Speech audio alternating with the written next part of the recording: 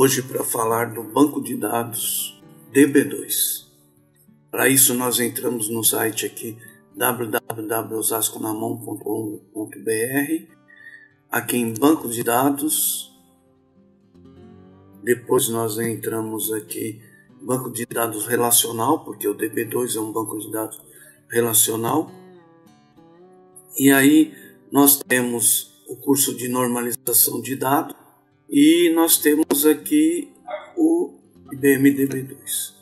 Clicamos em IBM DB2, vamos abrir a apostila aqui de DB2. Nós vamos falar dos principais comandos que nós temos no DB2. O DB2 usa a linguagem SQL, que é usado em outros bancos de dados relacionais também. Disso que nós vamos falar. Demorou um pouquinho, mas vocês podem baixar a apostila. O ideal é que vocês, se puderem, imprimam e acompanhem por ela impressa. Fica mais fácil. Muito bem. O DB2 é um banco de dados relacional. Quando a gente trabalha numa empresa, nós temos os ADs, temos os DBAs, que criam as tabelas para a gente. Mas aqui, como é um curso para conhecimento, nós vamos ver como nós criamos banco de dados, tabelas dentro do DB2. Bom, comando para criar um banco de dados. Create database. E eu coloco o nome do banco de dados. O banco de dados, ele fica num conjunto de discos. Esses comandos são padrão, nós temos que passar, tá? Então eu passo qual que é o store group, buffer pool. Eu tenho que saber também qual o buffer pool dos meus discos.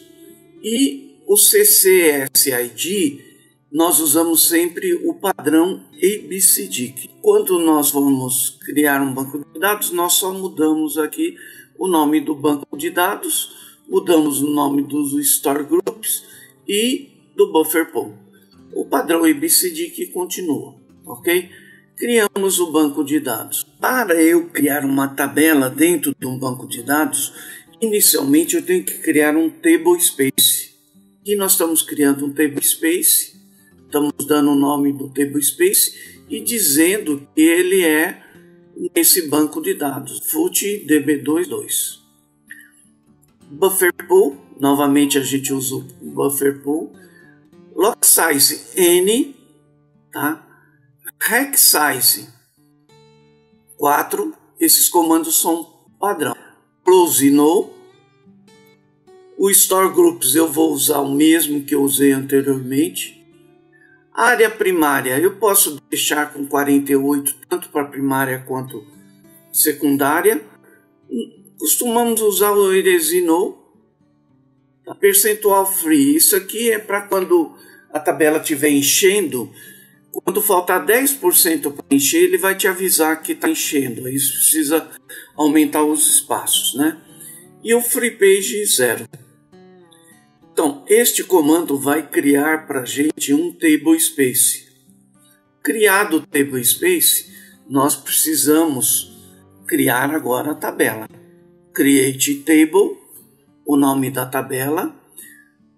Nosso alias aqui é DBA DB2, vocês vão ver que a gente usa sempre esse alias, para o nosso banco de dados é DBA DB2. Defino os atributos da tabela com as suas características, um campo numérico small int, um campo char de 30 e assim vai. Eu posso definir se ele aceita nulos ou não. No caso aqui ele não vai aceitar nulos, mas eu posso definir null. Se eu definir null ele vai aceitar. Reparem que eu abro o parênteses para começar o comando e fecho aqui. Depois eu vou falar em que banco de dados que eu quero criar essa tabela. E digo também qual o table space, o banco de dados e o table space. Criada a tabela. O que nós fazemos na sequência? Bom, eu preciso criar índice. Eu crio um índice antes de criar a chave primária. Esse índice vai me servir de chave primária. Toda tabela DB2 obrigatoriamente tem que ter uma chave primária. Então eu crio o índice aonde? Na minha tabela que eu defini anteriormente. Qual o nome do índice? Uso o alias, né? DBA, DB2, o nome do índice, e digo qual campo que vai ser índice, ou quais campos vão ser índice. Boto vírgula e vou colocando os próximos. O ASCII é para dizer se é ascendente ou descendente. No caso aqui é ascendente. Depois que eu criei o índice, eu dou um alter table dizendo que ele é primary key, ok? Transformando ele em chave primária. Na sequência, eu dou permissão. No caso aqui, nós estamos dando permissão aos comandos select, insert, update e delete, on DBA, DB2 na tabela, que eu estou dando permissão, do public. Quer dizer, todos vão poder fazer o insert, update, delete e select nessa tabela. Então, esses são os principais comandos para criar uma tabela. Sim, mas está criado. Agora eu quero manipular dados. Eu uso o SQL. Insert, update, delete, select. E o select, quando retornar mais de um registro, mais de uma coluna, eu defino o cursor. Tá? E nós vamos ver também o tratamento de campo nulo e um join de tabelas, onde eu posso associar atributos de uma tabela com de outra tabela. Então vamos lá. Primeiro, nós vamos entender assim, toda tabela ela tem uma DCLGen, tá, gente? A DCLGen seria o layout do arquivo, onde eu tenho todos os atributos, o tipo e o tamanho. Aqui nós temos os atributos em SQL, mas quando eu for usar no COBOL, por exemplo, eu tenho que ter no formato COBOL. Aqui ele repete os atributos todos no formato COBOL. Essa é a DCLGen que eu preciso copiar para dentro do programa para poder utilizar a tabela. Como que nós fazemos isso? Seja ele um programa COBOL, Assembly, IMS, eu tenho que copiar o SQLCA. SQLCA tem todas as variáveis que o DB2 usa, tá? E ele faz atualizações em tempo de execução nessas variáveis. Eu tenho também que copiar a DCLGen da minha tabela. Então, o comando exec SQL inclui a área, no caso aqui é DCLGen. A cada comando eu posso testar as variáveis que ele atualiza, no caso aqui o SQL Code para ver se deu erro ou não. Comando insert. A sintaxe do comando insert é a seguinte: primeiro eu ponho o exec SQL dentro da linguagem que eu estou trabalhando, né? Nós já falamos COBOL, Assembly, IMS, Telon, sei lá o que for. Aí eu ponho insert into o alias da minha tabela e o nome da minha tabela. Abro parênteses e coloco todos os campos que eu vou inserir dados. Claro que o ideal é colocar todos os campos, mas tem tabela que eu vou inserir parcialmente. Então eu posso omitir alguns campos. Não posso omitir a chave primária. Aí ele vem values. Repare que o values eu tenho 2 pontos. Esse 2 pontos é para dizer para ele, olha, essa variável não é uma variável DB2. É uma variável do programa que você está usando. Então ele vai procurar lá na área do programa as variáveis. Tá? São variáveis Rust que nós chamamos. End exec para encerrar o comando insert. Aí ele insere os dados na tabela. Eu tenho o comando update. Eu não posso dar o update na chave primária também. Update. Qual o comando update? Reparem que a chave não está aqui. Então, exec SQL, update, o alias e a tabela, set Aí eu vou colocar o campo do SQL, os dois pontos e o campo que é da variável Rust do programa, que já deve estar carregada com o novo valor. Coloco para todos os campos e ponho qual a cláusula que eu quero, quando o K de matric foi igual a matric. É claro que eu carreguei nesse K de matric aqui o valor da matrícula que eu quero atualizar. E ele vai lá e atualiza os campos.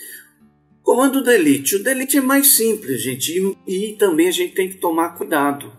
Se eu omitir a cláusula where, por exemplo, delete from dba db2 o nome da tabela, ele deleta todo mundo da tabela, gente. Então, tomemos muito cuidado. Tá? E tomemos cuidado também para quando usarmos aqui o where, a gente não usar uma chave. Né? Por exemplo, where nome igual Maria. Ele vai deletar todas as Marias. Tá? Então tome cuidado, tá, com essa cláusula. SQL delete from a tabela, né, o alias é a tabela, where o campo a condição, pode ter vários campos aqui de condição, e end exec, ok?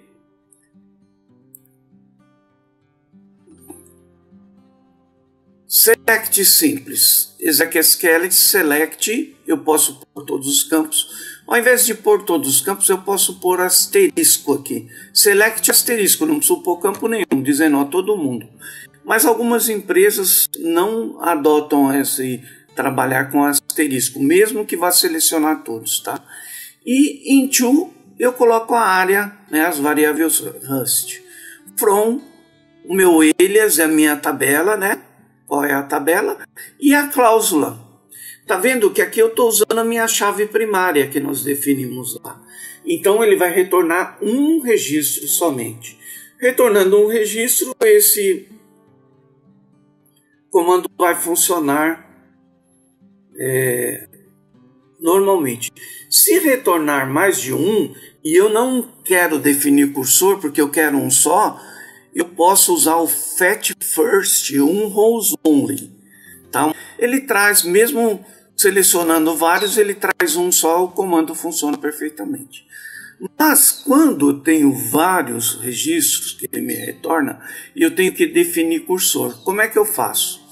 Lá na working, no caso do COBOL, né, eu vou declarar um cursor. Eu dou o nome do cursor e digo que ele é cursor para select, o comando que eu quero fazer select, from a tabela, o eles é a tabela, where a cláusula, tá vendo que ele está definido maior aqui? O maior vai trazer um monte. E eu posso ordenar por qualquer atributo que eu tenha. E eu posso colocar ascendente ou descendente. Aqui é o segundo cursor, porque digamos que a gente vai fazer paginação. Uma hora eu quero pegar maior, uma hora eu quero pegar menor. Então eu defino dois cursores para a mesma tabela. Quando eu quero voltar os registros, eu uso esse segundo cursor. Quando eu quero avançar, eu uso o outro. E em ambos os casos, eu preciso pôr um exec.sql open do cursor. Eu preciso abrir o cursor.